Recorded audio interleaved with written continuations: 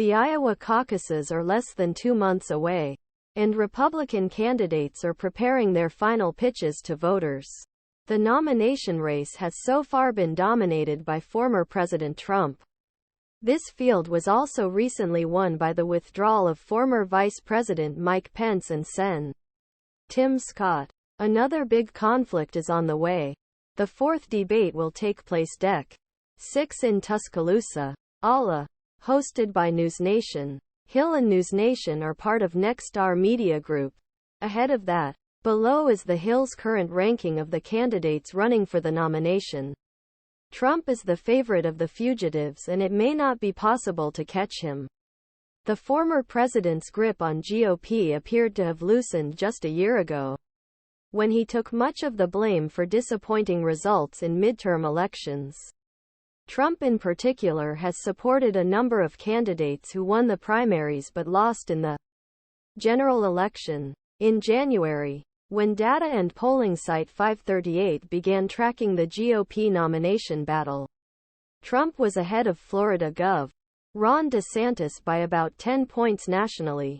Today, it continues to lead with a difference of 47 points.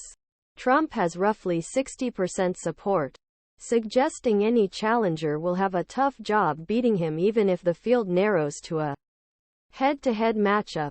First, his indictment in 4 separate criminal cases has made it easier for the GOP base to rally around him, even as it has once again enraged his critics. Second, DeSantis stammered the central thesis of the Florida governor's campaign that MAGA voters are open to an alternative standard-bearer has become increasingly questionable. Third, many polls now show Trump with an advantage in his general election matchup against President Biden. This has made it much harder for Trump's GOP rivals to gain traction with their claims that he is unelectable. It's still theoretically possible for something happen to knock Trump off course, or for voters' allegiance shift as they follow the race more closely. But given the countless controversies Trump has already weathered, it's not at all clear what exactly could hold him back. Former United Nations Ambassador Nikki Haley still trails DeSantis in national polls, but he comes in second place here because he is clearly on the rise as DeSantis treads water. Strong debate performances increased Haley's momentum. Haley is a seasoned politician who likes to remind viewers that she's never lost an election. She is fluent and confident in the discussion phase.